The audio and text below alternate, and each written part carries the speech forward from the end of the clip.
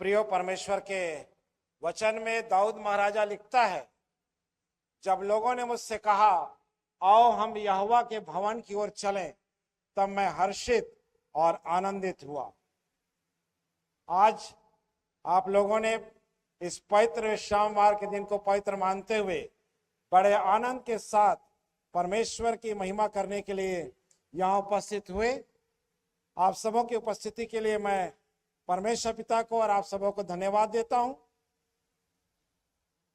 प्रभु यीशु मसीह के जीवित और सामर्थी नाम में एक बार फिर से मैं आप सबों का स्वागत करते हुए आप सबों को जय मसीह कहता हूं। पतरस की पहली पत्री उसका 4था अध्याय पद 7 से 11 तक अभी पढ़ा गया। पतरस, जिसका असली नाम शिमोन था और वह बैतसबा में पैदा हुआ था और अपने भाई अंद्रियास के साथ मिलकर कफरनहूम में मछली पकड़ता था। प्रभु ने अपने 12 चेलों में से एक चेले के रूप में, एक प्रेरित के रूप में पतरस को चुना था। यीशु ने शमौन को एक नया नाम दिया, कैफा। आरामी में कैफा कहते हैं और यूनानी में उसका नाम उसने पतरस दिया था, जिसका मतलब होता है पत्थर या चट्टान। यह वही पतरस है जिसने सबसे पहले यीशु मसीह को जीवित परमेश्वर के पुत्र में स्वीकार किया था। यह वही पतरस है जिसने पर्वत पर मूसा, एलिया और यीशु के लिए 3 मंडप निर्माण करने के सुझाव दिया था। यह वही पतरस है जो पानी पर चलने के लिए तैयार हो गया था। यह वही पतरस है जो 3 वर्षों तक यीशु मसीह के साथ रहा, उसके आश्चर्य कर्म को देखा।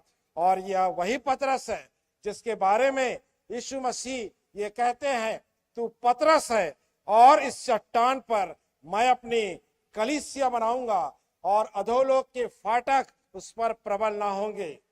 स्वर्ग की सारी कुंजियों का अधिकार प्रभु यीशु मसीह ने पतरस को दिया और यह कहा, जो तू पृथ्वी में बांधेगा वो स्वर्ग में बंधेगा और जो तू पृथ्वी में खोलेगा वो स्वर्ग में खुलेगा। ये वही पतरस है जो प्रभु यीशु मसीह के से ये वादा करता है कि प्रभु अंत समय तक मुझको यदि तेरे साथ रहना पड़े और मुझको प्राण भी देना पड़े तो भी मैं तेरा साथ नहीं छोड़ूंगा। और बाद में यही पतरस अपने वादे से मुकर गया। ये वही पतरस है जब प्रभु के पकड़ाए जाने के पश्चात प्रभु को पहचानने में 3 बार इंकार कर दिया। और ये वही पतरस है जो प्रभु यीशु मसीह के स्वर्गारोहण के पश्चात पश्चाताप करके परमेश्वर का वचन का प्रचार किया। और ये वही पतरस है जब उसने वचन का प्रचार पवित्र आत्मा की सामर्थ्य में भर के किया तो पहले प्रचार में 3000 लोगों को प्रभु यीशु मसीह के पास ले आया। 3000 लोगों ने प्रभु यीशु मसीह को अपना उद्धारकर्ता ग्रहण कर लिया। और ये वही पतरस है जब उसकी मृत्यु हुई तब उसने कहा, मुझको क्रूस पर सीधा नहीं परंतु उल्टा लटकाया जाए। आज ये पतरस अपने वचन के द्वारा ऐसे समय में जब मसीहों के ऊपर में सताव की घड़ी है, बहुत सी भविष्यवाणियों को हम पूर्ण होते हुए देख रहे हैं। बहुत सी बातें समय के अनुसार पूर्ण हो रही है और हम कह सकते हैं वो समय अत्यंत निकट है जब प्रभु यीशु मसीह का आगमन बहुत ही निकट है। हम महाक्लेश के उस समय के दरवाजे पर खड़े हुए हैं और इसके बाद प्रभु यीशु मसीह का आगमन हो जाएगा। समय कब आएगा ये कोई नहीं बता सकता, लेकिन भविष्यवाणियों को जब हम पूर्ण होते देखते हैं तो हम इस बात को पाते हैं कि समय अत्यंत निकट है। तब ये जो पतरस जो अपने अनुभव से इन बातों को देखा, सीखा, सुना, समझा और अनुभव किया, तब ये विश्वास की बातें, तब ये समझाइश की बातें वो एक विश्वासियों के लिए इस प्रकार लिखता हुआ।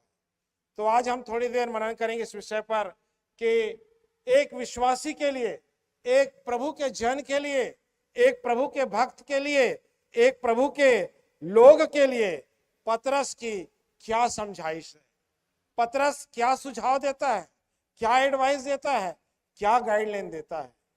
समझाइश हम भी देते हैं अपने बच्चों को।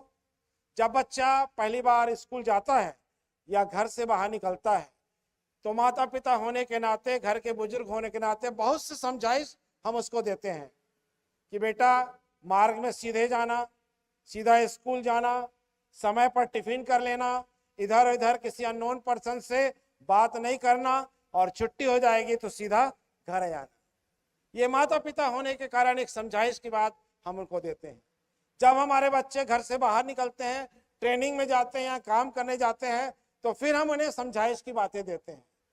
जब हमारे घर में हमारे बेटियों का विवाह होता है तो माता होने के कारण बहुत से समझाइश की बातें हम अपनी बेटियों को देते हैं। और कई बार इन समझाइश की बातों को वो सुनते हैं और कई बार ऐसे भी समय आता है कि वो हमारे समझाइश की बातों को नहीं सुनते। प्रियो, जब हम बीमार होते हैं तो अपने बीमारी के इलाज के लिए हम किसी स्पेशलिस्ट से समझाइश लेते हैं या किसी विशेषज्ञ के पास जाकर सलाह लेते हैं। जब हमारे घर में कोई पारिवारिक समस्या आ जाती है या कोई लड़ाई झगड़ा या जमीन संबंधी कोई बात होती है तो हम कानूनी सलाह लेते हैं, वकील के पास जाते हैं और उससे सलाह लेते हैं। आज ऐसे समय में जब अंत का समय अत्यंत निकट है और सब बातों का अंत तुरंत होने वाला है तो हमको पतरस की समझाइश पर ध्यान देना है, अच्छे से समझना है कि पतरस अपने इस समझाइश के द्वारा हम सबों को क्या बताना चाहता है। तो प्रियो, आइए हम देखेंगे कि ऐसे समय में पतरस के कौन कौन सी समझाइश वो हमें देना चाहता है। पहली समझाइश लिखा हुआ है, संयमी होकर प्रार्थना के लिए सचेत रहो। संयमी होकर प्रार्थना के लिए सचेत रहो। प्रार्थना, संयम के साथ हमको अपने जीवन में प्रार्थना करना है। ऐसे समय में जब स्थितियां उतनी अच्छी नहीं है, हमको प्रार्थना में सचेत रहना है। संयम होकर विश्वास के साथ प्रार्थना करना है।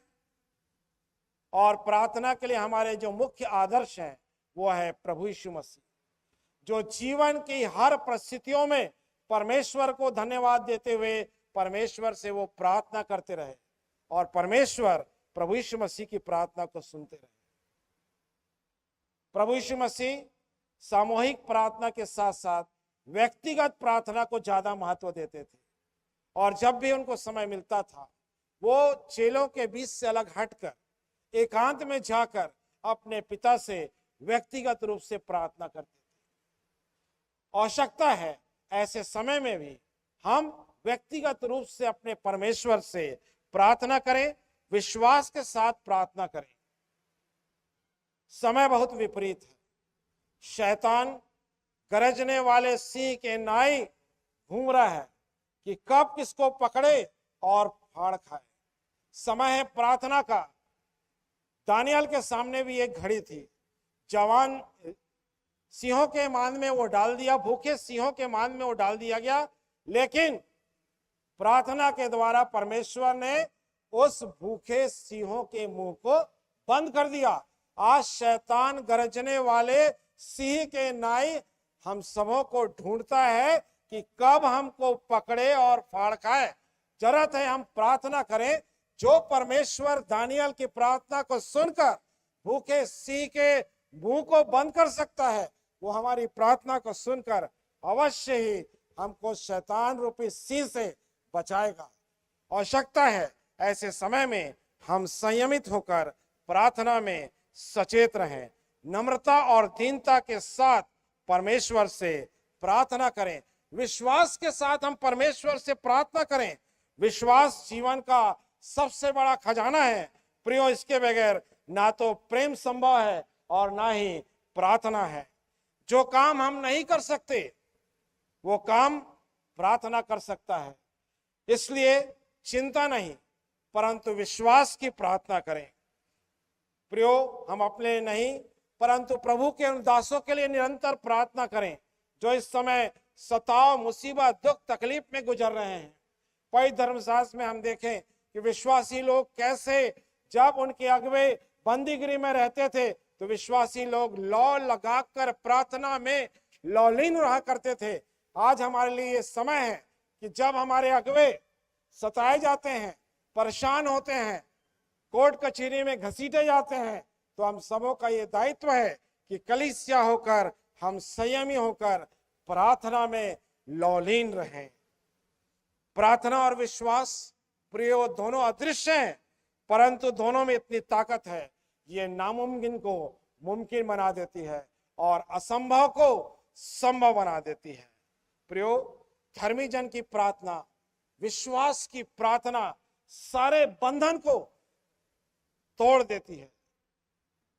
मेरे संदेश का पूरा हिस्सा भाइयों ने अपने गीतों के द्वारा, क्वायर टीम में अपने गीत के द्वारा और जवानों ने अपने उस स्तुति आराधना के द्वारा पूरा कर दिया।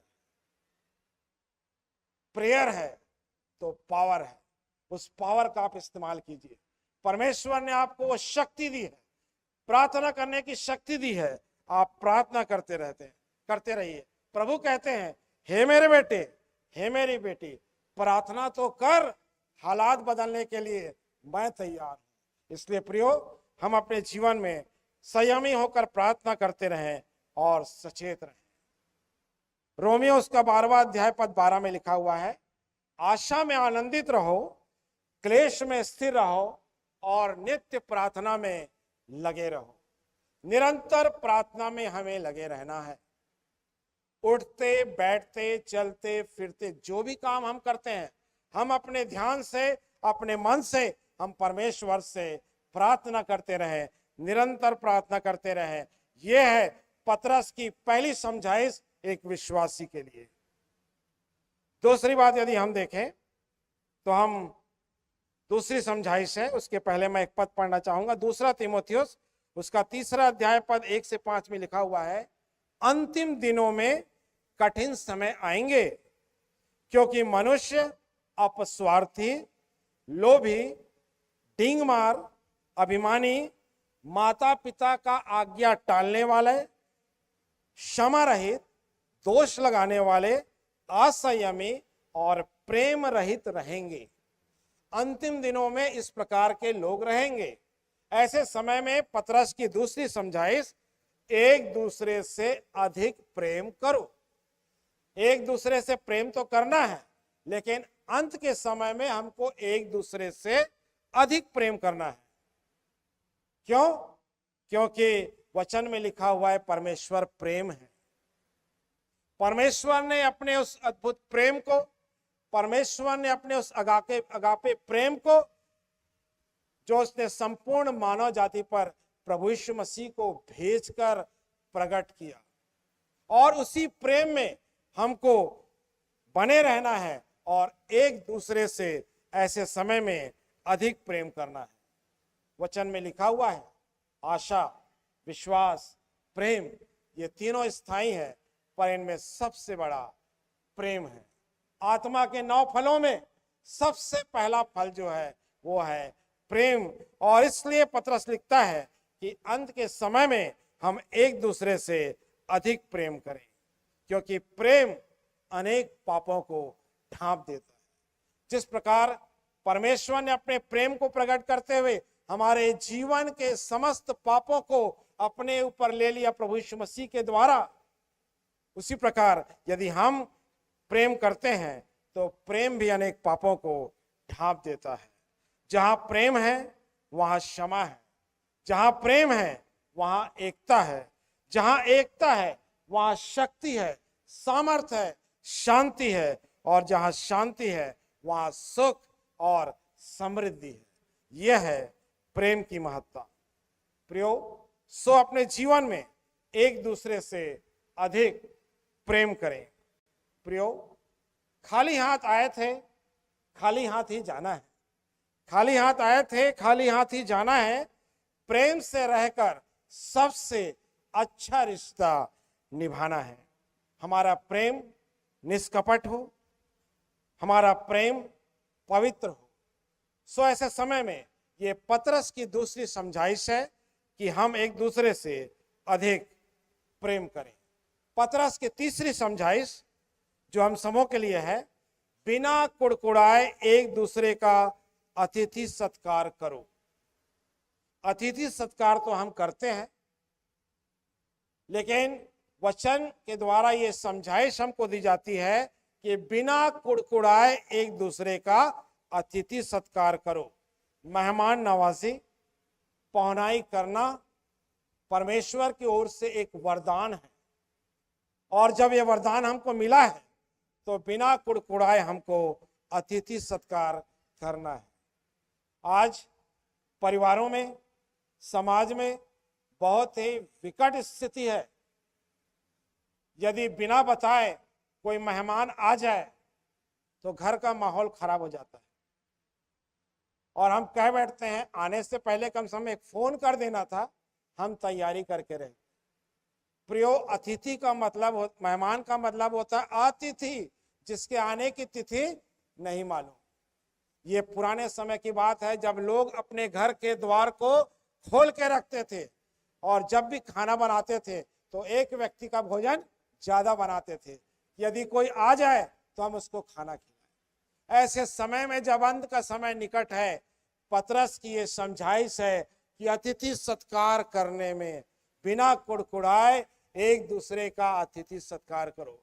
कब आपके घर प्रभु के लोग आ जाएंगे, आप अपने घर को, अपने हृदय के द्वार को खोलिए और अतिथि सत्कार के लिए तैयार रहिए। रोमियो उसका 12वां अध्याय पद 13 में लिखा हुआ है, पवित्र लोगों को जो कुछ आवश्यक हो उसमें उसकी सहायता करो, पहुनाई करने में लगे रहो। अतिथि सत्कार करना ना भूलना, क्योंकि इसके द्वारा कुछ लोगों ने अनजाने में स्वर्गदूतों का सत्कार किया।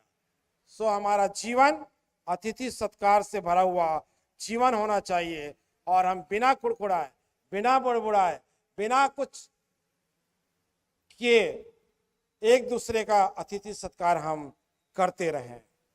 चौथी बात, चौथी समझाइश की बात जो पतरस अपने वचन के द्वारा हमसे कहता है, जिसको जो वरदान मिला है उसे एक दूसरे की सेवा में लगाए। जिसको जो वरदान मिला है उसे वो एक दूसरे की सेवा में लगाए। कहने का मतलब है परमेश्वर ने अलग अलग वरदान हमको दिए हैं। किसी को गीत गाने का वरदान, किसी को प्रार्थना करने का वरदान, किसी को वचन प्रचार करने का वरदान, किसी को सहायता करने का वरदान, किसी को मेहमान नवाजी करने का वरदान, किसी को सेवा करने का वरदान। कोई व्यक्ति ये नहीं कह सकता कि परमेश्वर की ओर से मुझको कोई वरदान नहीं मिला है। आप देखिए, परखिए, सोचिए कि परमेश्वर ने आपको क्या वरदान दिया है, और परमेश्वर के नाम से उस वरदान को आप चमका दीजिए और उन वरदानों का उपयोग कीजिए। परमेश्वर का ये वचन कहता है, जिसको जो वरदान मिला है उसे वो एक दूसरे की सेवा में लगाएं, और उस सेवा के द्वारा हम परमेश्वर की आशीष को अपने जीवन में प्राप्त कर सकते हैं। पांचवी जो बात है, समझाइश की बात जो पतरस अपने वचन के द्वारा हम विश्वासियों के लिए लिखता है, यदि कोई बोले तो ऐसा बोले मानो परमेश्वर का वचन। यदि कोई बोले तो ऐसा बोले मानो परमेश्वर का वचन। बोलने पर पतरस यहां पर लिखता है, हम कैसी बात बोलते हैं, क्या बातें हमारे मुंह से निकलती है। क्या हम उन बातों को सोच के बोलते हैं या बिना सोचे बोलते हैं। प्रियो, शरीर से छूटा हुआ प्राण और धनुष से छूटा हुआ बाण कभी लौट के नहीं आता। उसी प्रकार हमारे मुंह से निकली हुई जुबान कभी लौट के नहीं आती। बोलने से पहले आप अवश्य इस बात को सोचिए कि आप क्या बोल रहे हैं, क्योंकि समझाइश के बाद पतरस लिखता है, कोई बोले तो ऐसा बोले मानो परमेश्वर का वचन। यहां पर हम दो बात सीखते हैं। पहली बात, अपने मुंह की चौकसी करना है। भजन संहिता 34 और 13 में लिखा हुआ है, अपनी जीभ को बुराई से रोक रख और अपने मुंह की चौकसी कर कि उससे छल की बात ना निकले। हमको अपने मुंह की चौकसी करना है और अपने जीभ को बुराई से रोक के रखना है। यह समझाइश की बात है। और दूसरी बात यदि हम इसमें देखें तो हम पाते हैं, कोई बोले तो ऐसा बोले मानो परमेश्वर का वचन। अंत के दिनों में ऐसे समय आएंगे जब परमेश्वर का वचन हमारे मध्य से उठा लिया जाएगा और उस हमारे मन में जो परमेश्वर का वचन रहेगा, उस वचन के द्वारा हम प्रचार काम करेंगे। इस लिखा हुआ है, कोई बोले तो ऐसा बोले मानो परमेश्वर का वचन। और हमारा बोलना हमारे मन से और हमारे हृदय से होता है।